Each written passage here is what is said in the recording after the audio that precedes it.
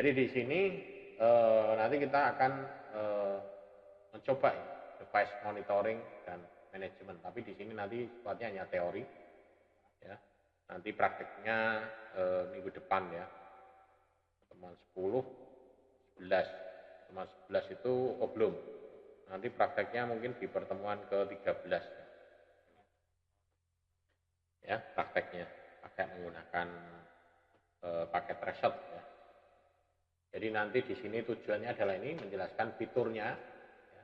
Kemudian lockdown, perintah untuk auto secure, ya. Kemudian ada juga routing protokol autentifikasi, ini untuk mengkonfigurasi autentifikasi protokolnya. Kemudian secure management dan reporting ini untuk membandingkan akses manajemen. Kemudian ada network security menggunakan syslog. Nanti kayak ada rekamannya ya, kalau di Windows mungkin bisa juga pakai Wireshark gitu ya.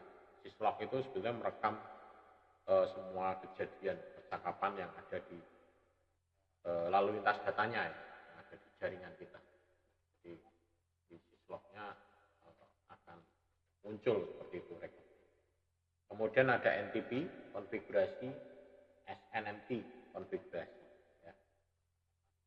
Nah fiturnya di sini ya, untuk fitur keamanan dari iOS-nya ini dia menggunakan penyimpanannya ya, menggunakan NVRAM ya, memorinya, dan dia bisa diformat ya dengan menggunakan atau misalkan memori flash ataupun dengan menghapus konfigurasinya. Jadi file konfigurasinya ini di boot set ya, utama. Ya, dan salinan konfigurasinya yang sedang berjalan itu bisa juga diaktifkan. Jadi ada apa namanya istilahnya running config. Ya, kalau di itu. Kemudian ada fitur pengaman juga ya. Jadi file terkecil yang berfungsi untuk mempertahankan ruang penyimpanan secara persisten. Ini adalah file-file konfigurasinya ya. Dan dia hanya bisa menyimpan lokal ya, dan digunakan untuk mengamankan. Dan fitur ini dapat juga dinonaktifkan menggunakan konsol. Jadi mau diaktifkan, mau dinonaktifkan juga. Kemudian untuk mengamankan juga, mengamankan iOS-nya, ya, image iOS-nya ini bisa menggunakan perintah ini, secure boot image. Jadi menggunakan secure boot image ini kita bisa mengaktifkan. Kemudian untuk menonaktifkan ini tinggal menambahkan perintah no. Ya. Jadi no secure boot image, atau di sini kalau ini perintah untuk melihat show secure boot set. Jadi untuk melihat isinya. Ya. Jadi kalau kita lihat di sini secure boot image akan muncul seperti ini ya. Kemudian secure boot config ya, di sini keluar. Kemudian kalau kita mau lihat isinya ya show secure boot set ya. Jadi nanti di sini muncul ya iOS image rilisnya berapa, kemudian file size-nya berapa ya. Jadi akan tersimpan seperti ini, dan dia akan tersimpan di flash dengan nama ini ya, di config-nya. Jadi ini bisa di backup, bisa juga di dihapus. Kemudian langkah-langkahnya untuk mengaktifkan ya. Jadi yang pertama adalah kita harus mereload ya, dari ROM-nya, ya, istilahnya merestart ya routernya. Kemudian dari mode ROM-nya ini nanti dengan menggunakan perintah dir. Ini untuk melihat ya, isi dari boot set-nya. Kemudian dari boot routernya dengan image-nya tadi, ya, dengan perintah boot, ya, diikuti dengan lokasi flash memorinya. Ya, boot, misalkan titik 2, nama filenya apa. Ya. Kemudian setelah itu masuk ke konfigurasinya, ya, perintahnya ini. Kemudian setelah itu keluar, baru kita jalankan copy, jadi di backup copy, running config atau apa. Contohnya ini. Yang pertama di reload ya, kemudian di refresh, isinya akan muncul direktorinya apa ya. Kemudian kita jalankan boot flash nama filenya. Jadi nama filenya apa? Nama filenya dipanggil di sini ya. Lengkap sampai bin, besar kecil pengaruh, panggil di sini. Nah, setelah panggil di sini dia masuk ke image, baru kita aktifkan enable, baru kita konfigurasi terminal ya. Di sini kita copy ya, copy flash running config, jadi nanti di copy dijalankan. Jadi ini kita membaca bootnya aja, kemudian di copy di running config ya. Kemudian setelah itu aktif, sudah ya, baru bisa dipakai filenya ya. Konfigurasinya ini bisa dipakai. Nah, ini langkah-langkahnya seperti ini. Kemudian mengkonfigurasi backup ini. Jadi cara mengkonfigurasi backup di sini ya. Jadi misalkan di sini ada SCP ya, Secure Copy Protocol. Jadi di sini digunakan untuk menyalin file iOS-nya dan konfigurasinya dari jarak jauh. Jadi kadang itu kalau misalkan kita bekerja ya, itu terutama anak-anak magang, terutama anak SMK itu suruh masang router. Ya. Kamu nanti setting di sana ya, nanti buat usernya ini, loginnya ini, udah setting IP-nya sekian-sekian. Jadi login sama passwordnya adalah login password umum. Nah nanti setelah itu dari pusat dia dikontrol. Nah, dikontrol tinggal dikopikan boot yang sudah kita atur, sehingga yang tadi di setting itu tidak kepakai. Nah, jadi seperti itu. Nah ini menggunakan jarak jauh remote. Jadi nanti hanya dari kantor aja, oh sana laporan Pak sudah terpasang. Ya kayak masang ini apa namanya internet di rumah ya. Itu masang internet di rumah itu kan ada yang bagian hanya yang narik kabel sama masang modemnya. Ya. Setelah itu konfigurasinya dia tinggal telepon. Ini nomor ini sudah aktif. Nanti dari sana tinggal ngontrol, oh sudah aktif, sudah langsung aktifkan, langsung internetnya langsung aktif. Ya, seperti itu. Jadi tidak lagi konfigurasinya di lokal. Kalau yang modem dulu kan konfigurasinya di lokal ya. Konfigurasinya di lokal, masukkan username, masukkan passwordnya, dan harus aktivasi itu. Ya, nanti nunggu dulu Pak, 3 jam paling enggak, nanti baru aktif. Nanti kalau belum aktif hubungi nomor ini, ya, biasanya gitu. Tapi kalau yang sekarang yang sudah pakai FO, yang pakai apa ya, istilahnya jipun ya, pakainya jipun, dia telepon sudah bisa masuk di situ, ya. Wifi apa, FO, bahkan televisi juga bisa masuk di sini. Jadi paketnya sudah tidak hanya internet saja, jadi internet sama TV. Nah, ini konfigurasinya ini. Yang pertama adalah mengkonfigurasi SSH, ya, jika belum dikonfigurasi.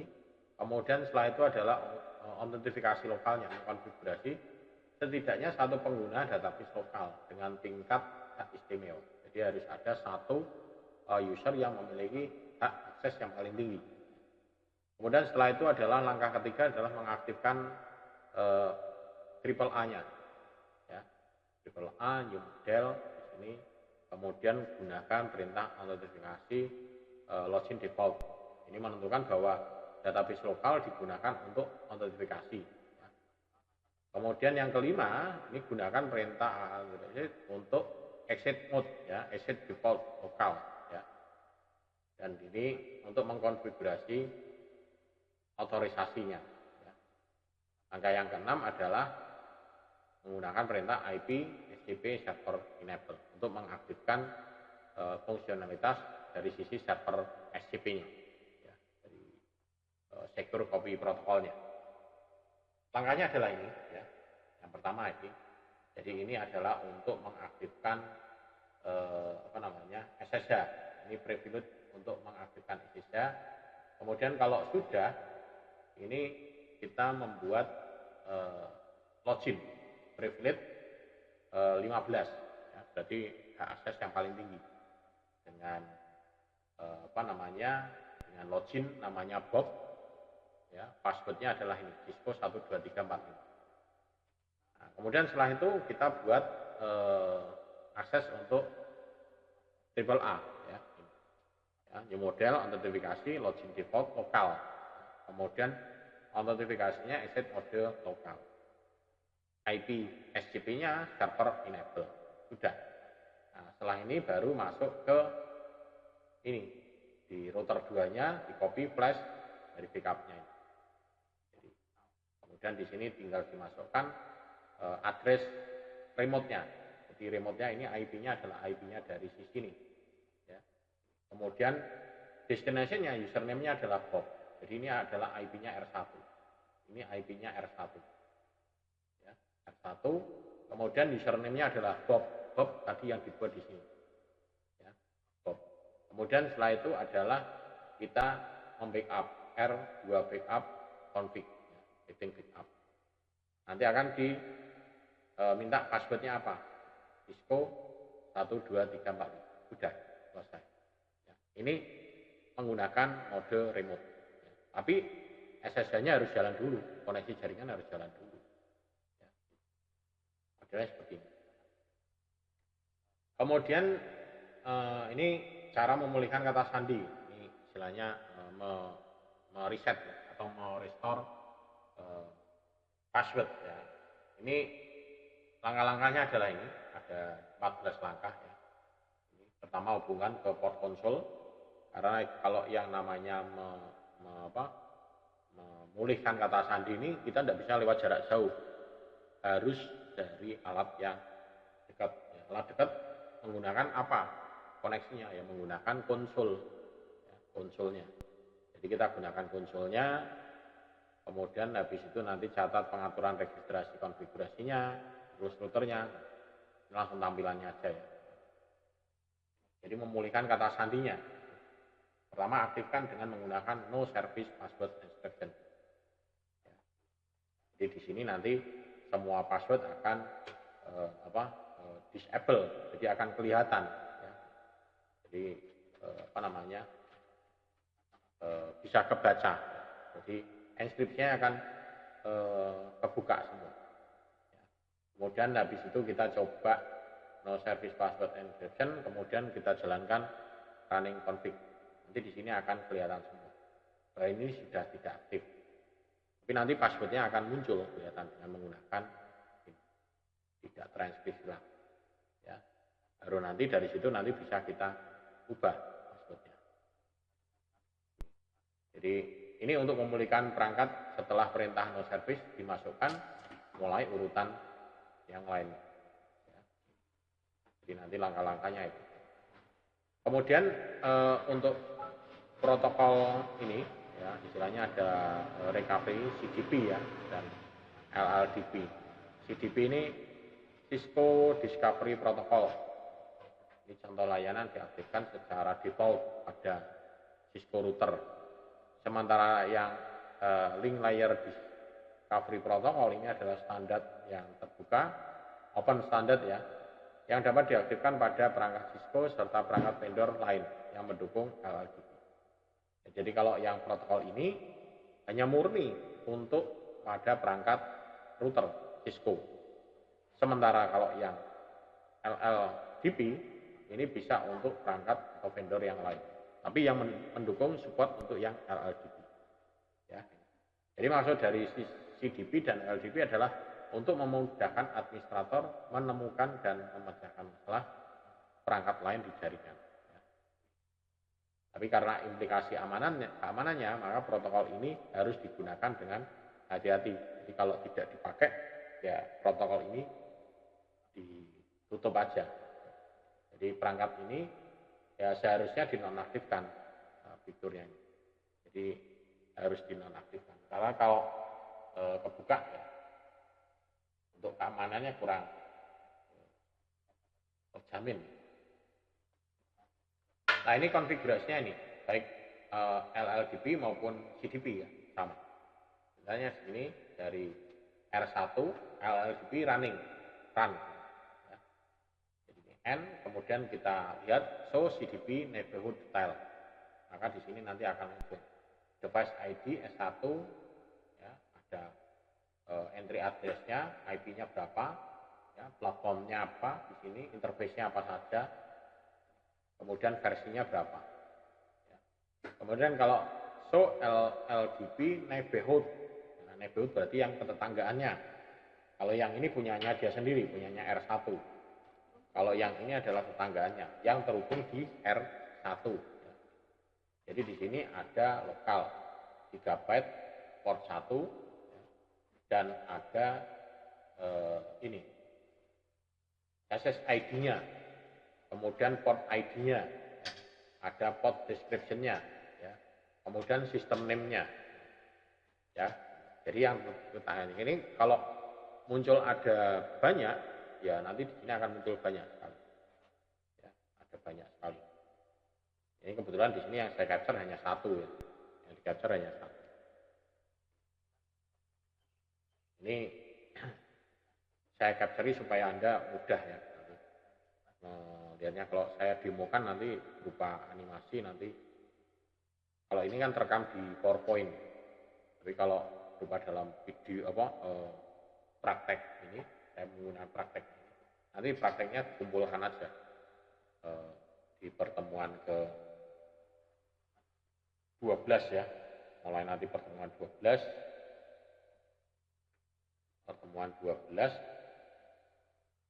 mulai pertemuan 13, sorry.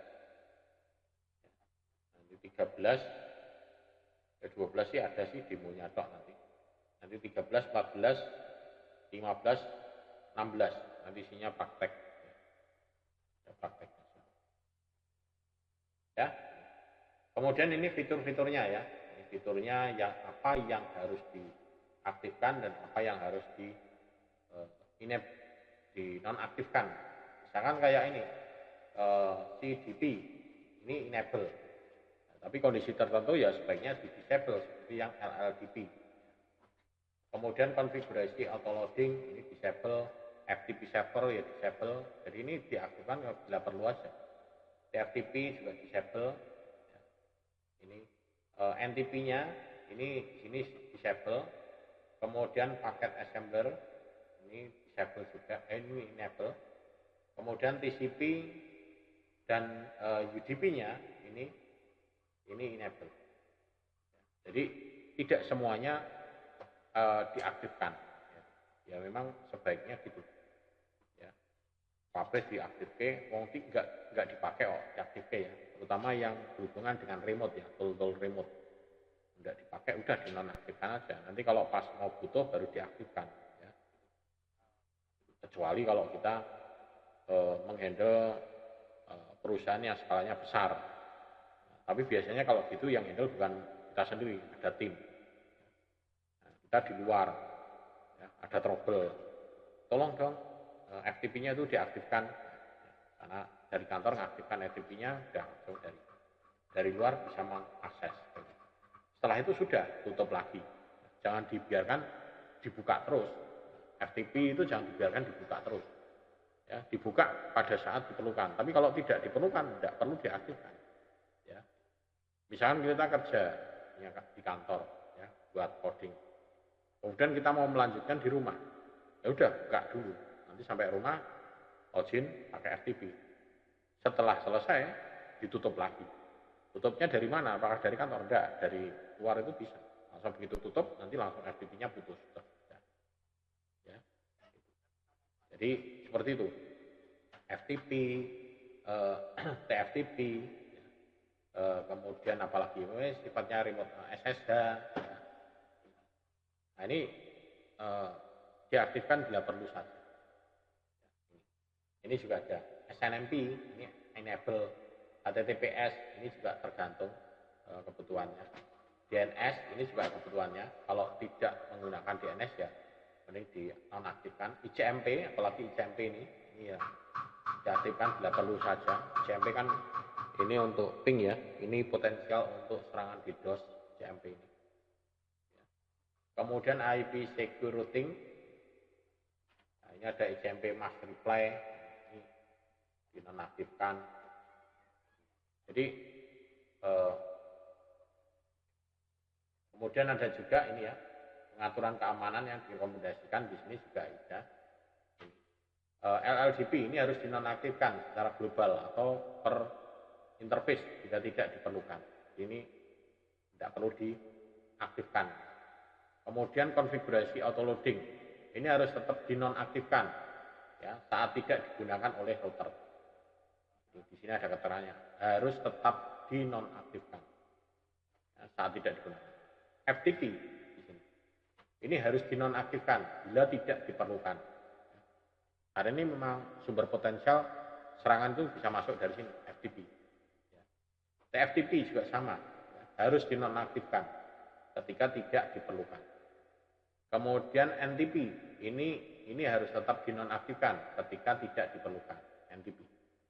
NTP kan kenapa kalau kita menggunakan NTP? Pakai NTP dari apa? Dari yang online aja bisa ya. Jadi server kita tidak perlu pakai NTP. NTP server. Jadi kalau kita gunakan aja menggunakan NTP dari online internet. Nah, contohnya ini. Ya. Jadi di sini NTP ini kan hanya untuk melakukan sinkronisasi waktu ya NTP-nya. NTP. Jadi kita di sini bisa. Jadi misalnya di sini server Asia ya udah IP-nya ini. Ya. Indonesia di sini IP-nya. IP pool Indonesia server 01. Ini cara mengetahuinya, cara memasukkan IP-nya ini. Tapi nanti di sini juga akan berubah-ubah sebetulnya. Ya. Jadi kalau di sini kita buka di sini apa ya ini ping. Ya. Nah, jadi kita masukkan IP ini. Nah, nanti untuk menyesuaikan nanti jamnya adalah jam ini. Tapi kalau di komputer ya tidak menggunakan ini. Ini kalau misalkan kita menggunakan alat, itu saya pernah sih setting konfigurasi apa namanya, setting konfigurasi untuk jam di suatu alat. Ya. Jadi agak manual ya. Alatnya masih ada enggak?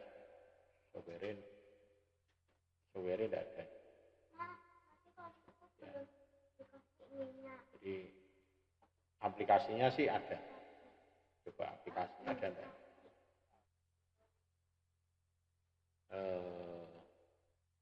Coba ya, saya coba cari.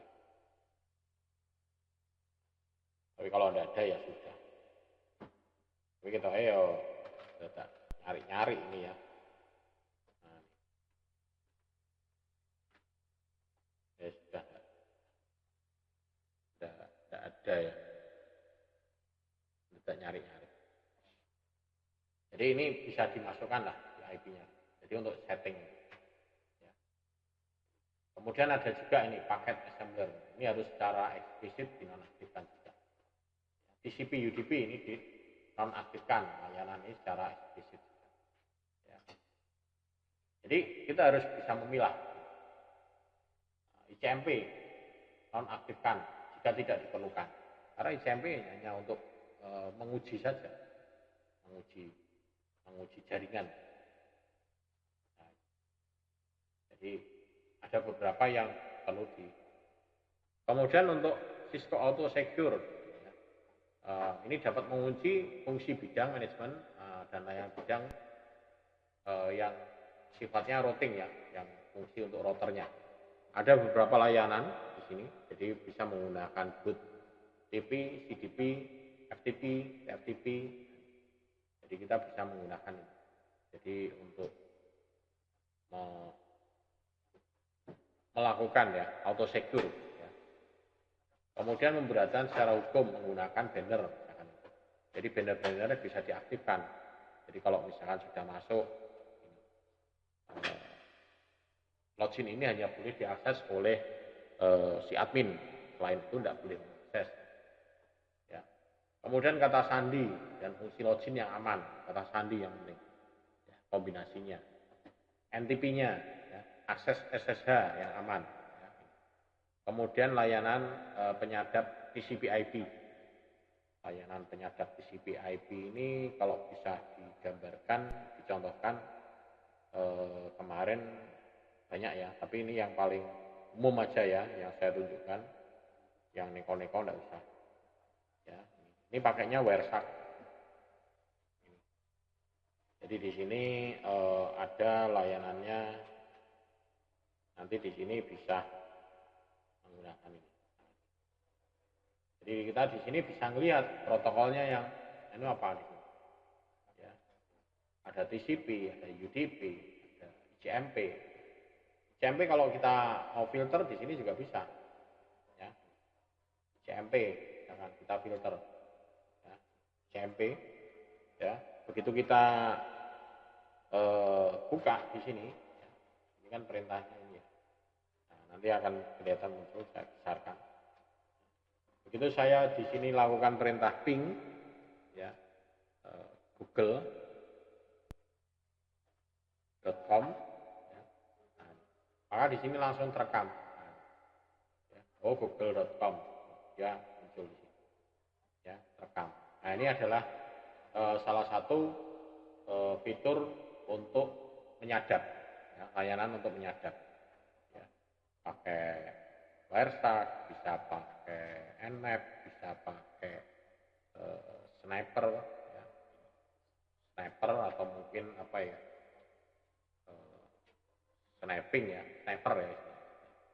Itu kalau di aplikasinya apa namanya, Cisco, ya Pak Cisco, Mikrotik itu ada. Ya. Ini kebetulan saya enggak fungsikan ya mikrotiknya. Mungkin lain kali mungkin saya coba mikrotiknya saya aktifkan sehingga nanti bisa saya tunjukkan menu-menunya di situ itu ada apa saja. Ya. Nah, sebetulnya ada 3 layanan ya di sini yang bisa diaktifkan ya. CF, ACL, dan Cisco ini firewall. Tapi yang paling sering adalah auto secure-nya menggunakan ACL, Access Control List. Baik di router, di ini yang paling sering digunakan, menggunakan ACL. Ya. Kemudian sintak perintah Cisco Auto Secure. Ini perintahnya, routingnya adalah ini. Kemudian di sini bawahnya adalah parameternya dan deskripsinya. Nanti bisa dibaca untuk prakteknya minggu depan. Kemudian untuk CLI-nya Auto Secure pertama ini. Ini langkah-langkahnya adalah, jadi yang pertama Auto Secure, masukkan, menampilkan pesan selamat datang, wizard configuration Auto Secure. Kemudian mengumpulkan informasi tentang interface-nya yang dari luar. Kemudian Auto Secure akan mengamankan bidang manajemen dengan menonaktifkan layanan yang tidak perlu. Kemudian Auto Secure akan meminta banner. Jadi kita membuat satu banner. Kemudian setelah itu Auto Secure akan meminta kata sandi ya, dan mengaktifkan kata sandi untuk fitur login. Sudah selesai. Ya. Jadi untuk mengaktifkan sebenarnya mudah. Tapi ini menggunakan mode wizard ya, menggunakan CLI. Ya, memang kalau menggunakan wizard mudah, tapi mudah ditebak juga. Kemudian protokol routing dinamis. Di sini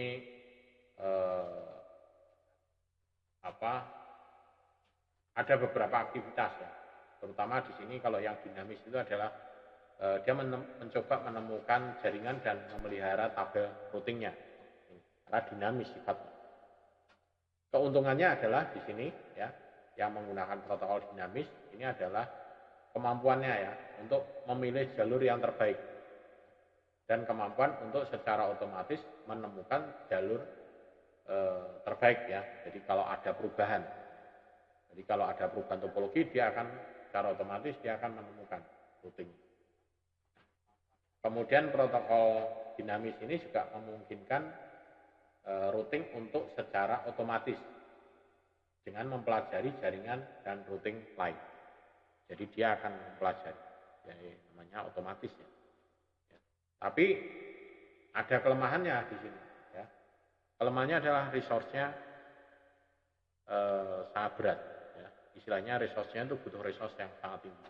karena dia akan berusaha untuk mempelajari koneksi-koneksi yang ada. Ya, istilahnya ya sesekali dia akan scanning gitu ya, scanning lagi, ya, melakukan scanning. Ya. Ini contohnya gambar di sini menunjukkan router 1 dan R2 yang menggunakan routing secara umum ya untuk berbagai jaringan. Jadi routing dinamisnya dia bisa routing ke sini dan routing ke sini. Kemudian ada juga yang menggunakan ini serangan ya, serangan tapi dia memalsukan routing dinamisnya. Ini juga sama. Ya, jadi dia menggunakan memalsukan ya. Nah, ini bahayanya kalau kita menggunakan routing yang dinamis. Jadi ini benar routing benar atau routing salah ya gitu. Ya, gitu.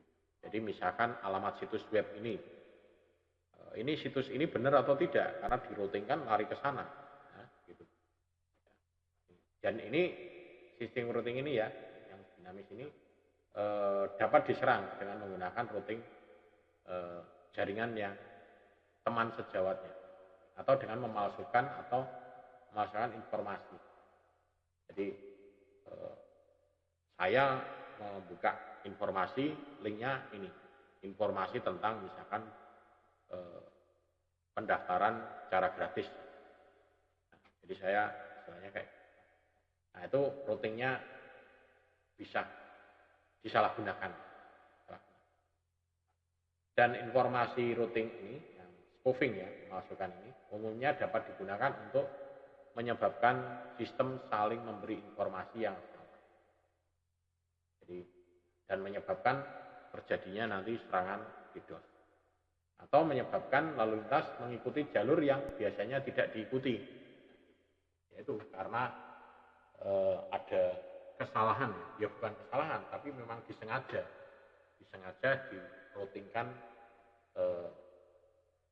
dengan sumber dan tujuan yang salah.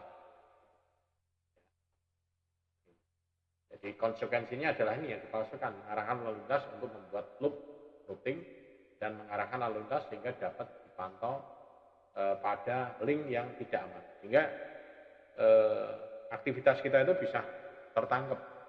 Misalkan gini, saya meroutingkan ya, bahwa semua jaringan itu nanti akan masuk lewat jaringan saya di sini dulu, baru keluar. Ya. Maka nanti di sini akan ketangkap semua. Ya. Data-data yang mau akses ke sini saya tangkap semua. Tinggal saya mempelajari aja. Ya. Mempelajari datanya apa, jenisnya apa, apakah di sini ada login, password, atau apa, hal-hal yang lain. Ya. Jadi dengan memalsukan routing, maka kita bisa mengarahkan seperti itu. Bisa mengcapture ya datanya. Atau bisa juga mengarahkan lalu lintas untuk membuangnya. Jadi hal-hal yang benar dibuang tapi diarahkan ke tempat kita. Nah ini memang sangat bahaya. Makanya keamanan ini sangat penting. Kemudian autentifikasi terutama di OSPF ya, menggunakan MD5. Jadi mengaktifkan OSPF ya, MD5. Jadi interface ini menggunakan kata sandi dengan MD5 bisa. Dan perintah konfigurasi router area autentifikasi message digis. Tapi MD5 di sini ya, ini sekarang juga sudah tidak aman lagi. Ya. Jadi contohnya ini konfigurasi terminal interface ini. Nah nanti di sini kita menggunakan keamanannya adalah menggunakan MD5. Ya. Jadi inskripsinya nanti akan munculnya tidak Cisco 12345 nanti akan terinskripsi. Ya kita masukkannya ini tapi secara sistem di situ beda. Jadi kalau ketangkep sama itu tadi aplikasi tool nanti pada saat kita masukkan Cisco 12345 di sana tertangkapnya bukan Cisco tapi inskripsi. Dan mereka harus mendekrip dulu. Tapi MD5 pun sekarang juga sudah dianggap rentan ya terhadap serangan ya. Dan dia di sini hanya boleh digunakan ketika autentifikasi yang lebih kuat tidak tersedia. Jadi kalau misalkan ada autentifikasi yang lebih kuat tidak tersedia, ya ini menjadikan alternatif kedua. Tapi kalau ada solusinya, ya ini tidak digunakan. Nah, makanya di sini kalau di Cisco di sini dia menggunakan rantai kunci ya, key change. Jadi menetapkan perintah kata sandinya dengan key atau key string, cryptographic algoritma dengan menggunakan SHA. Ya. Nah, untuk mengaktifkannya adalah ini ya. Ini langkah pertama, langkah yang kedua ini. Ya. Kemudian nah, key change ini key 1 ini exit. Nah, maka di sini sudah menggunakan key change SHA 256. Ya. Ini untuk R1. Kemudian yang R2 dimasukkan sama juga nanti. Key change SHA 256. Stringnya OSPF SHA 256. Di sini nanti key stringnya sama. Ya. Kemudian cryptographic algoritmanya KMCA. Jadi antara R1 dan R2 harus sama ya, dimasukkan. Ya. Kemudian jenis akses manajemen di sini. Ini ada in-band, ada yang out-band. Kalau yang in-band ini harus informasi melintasi jaringan produksi usaha. Jadi dia akan melewati routernya di sini. Kalau yang out of band ini harus informasi pada jaringan manajemen khusus di mana tidak ada lalu lintas produksi berada. Jadi di sini datanya aman di sini. Jadi lalu lintasnya hanya di sini. Tapi kalau di sini datanya akan menjadi lalu lintas di sini yang in-band ya. Harus informasi melintasi jaringan produksi perusahaan. Jadi internet atau keduanya menggunakan saluran data biasa. Kalau yang ini berbeda. Internet dan jalur data berbeda. Internet dia jalur sini, kalau dia akses data jalurnya beda. Kalau ini sama. Ya. Ini juga perlu diperhatikan. Ya. Kemudian akses out of band dan in band di sini ya. Ini secara umum, ya.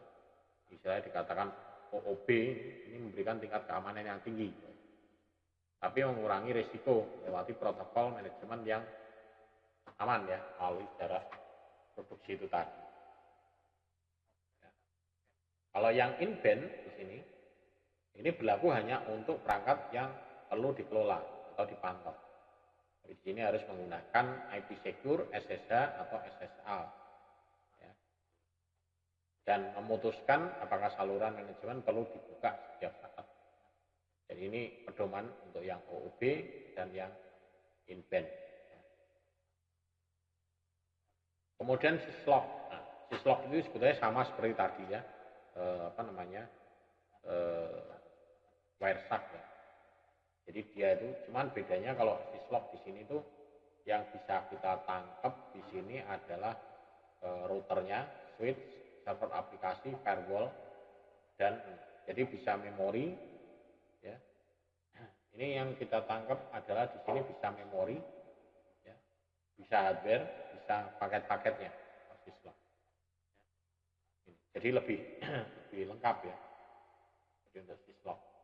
Nah, jadi dia bisa menangkap logic buffer, konsol LAN, terminal, jadi syslognya. Dan dia juga bisa juga melihat ya penggunaannya, telnet, SSH. Kemudian pesan-pesan dari syslog ini ada level-levelnya. Emergency level 1, alert level 1 emergency level 0 ya, critical. Ini kalau ini perlu dipraktekkan ya. Kemudian fasilitas syslog di sini ada untuk deskripsi ya. Ini ada untuk link ya. Misalkan output dari switch Cisco ini dengan link Ethernet channel, ya, mengubah status ke atasnya, maka akan ada perubahan. Ya. Fasilitas link level 3 dengan ini mnemonic up down. Nah ini contohnya ini, ya.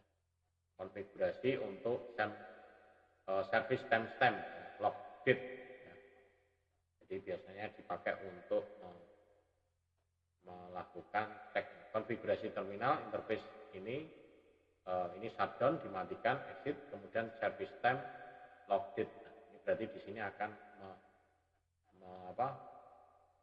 memaksa untuk mencatat, ya, tanggal dan waktu seperti yang ditunjukkan. Jadi akan dipaksa mencatat. Jadi log, mengaktifkan log. Ya. Sehingga nanti kalau dengan mengaktifkan log ini akan terbaca di syslognya. Ya. Jadi pesan log ini harus diberi stamp waktu sehingga ketika dikirim ke tujuan, ini syslog ini ada catatannya. Ini ya, ada syslog server, ada syslog client. Ini juga dikenal sebagai host log, ya, ya, menerima dan memproses pesan log dari klien syslog. Kemudian kalau yang router atau jenis peralatan lain yang menghasilkan ini konfigurasi, ini banyak prakteknya sebetulnya, cuman ini dari sisi ini juga banyak sekali, ini konfigurasi NTP, ya, untuk setting jamnya, ya. Setting NTP-nya ada levelnya 10, 11, 2, 3, 4. Level-levelnya ya didefinisikan sebagai jumlah hop palmnya dari sumber. Kemudian konfigurasi dan verifikasi NTP, jadi dari server di sini. Ya kalau kita menggunakan server NTP ya NTP, tapi kalau kita mengaktifkan sendiri ya bisa. Tapi ya tadi untuk keamanan baiknya kita nonaktifkan saja NTP servernya. Kita ngikut NTP server yang secara internasional aja. Jadi ini kalau kita mau cek, ya, show clock detail nanti di sini UTC-nya apa di sini. Ya. NTP server, nah ini tadi yang saya maksudkan, IP-nya dimasukkan sini. Ya. Jadi NTP server ini N show clock nanti akan berubah. Begitu nih IP-nya diubah ke yang misalkan tadinya Asia kemudian Indonesia, diubah ke server mana, nanti show clock di sini akan berbeda. Tapi ini untuk membuktikan ini routernya harus connect internet, ya, harus connect internet. Kalau tidak connect internet tidak bisa. Jadi routernya harus connect internet. Kemudian show NTP associate ini juga sama, untuk membuktikan ini harus connect internet. Show status NTP status juga sama, ya. Kemudian SNMP ini juga, ini protokol layar aplikasi yang menyediakan format pesan, ya, untuk komunikasi antar manajer dan agennya SNMP. Jadi kita bisa memberikan informasi tentang hardware-nya, tentang konfigurasinya. Biasanya ini dipakai ke aplikasi ini, kalau yang bisa baca ini the DUD, ya. The DUDE itu bisa, ini bisa kebaca semua NTP-nya.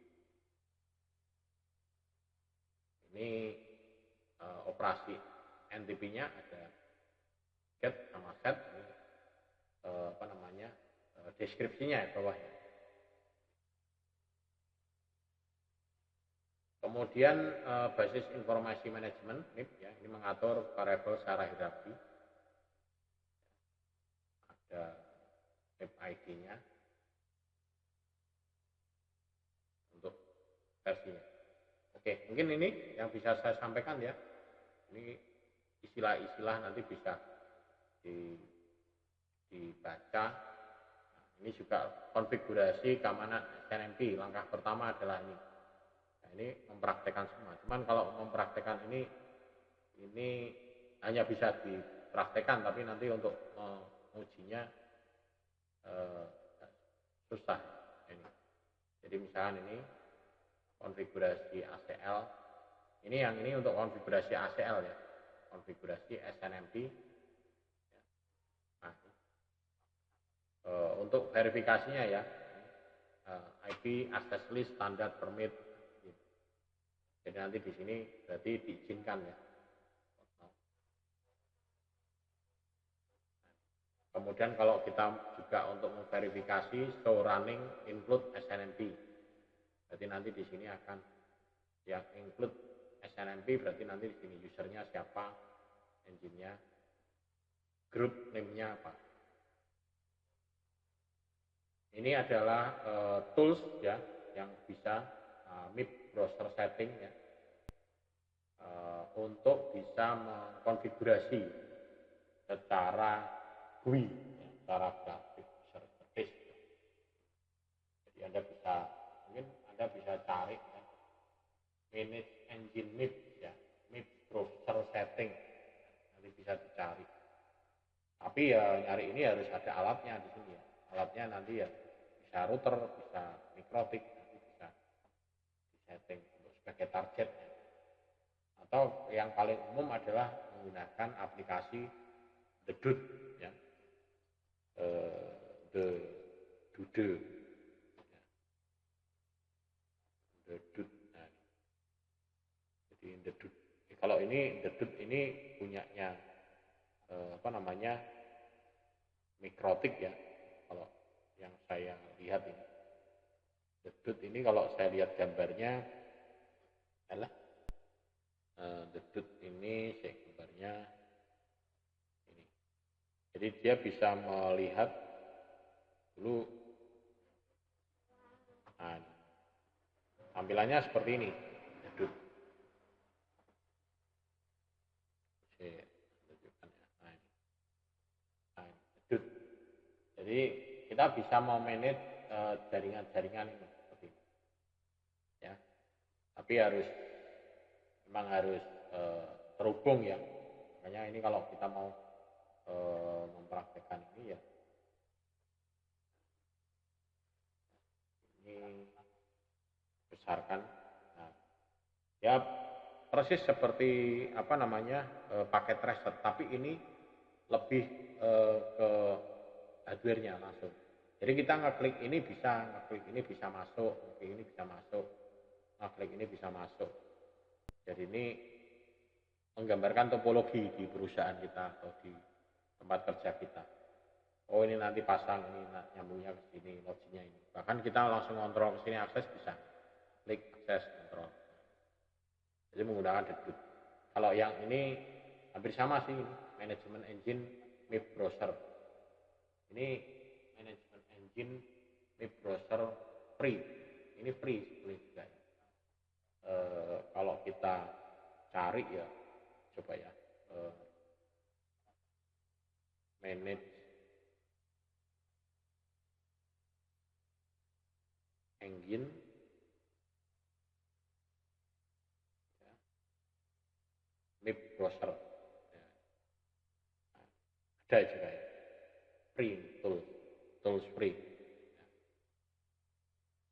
SNMP monitoring, jadi bisa dicoba ya. Coba kalau saya download, nah,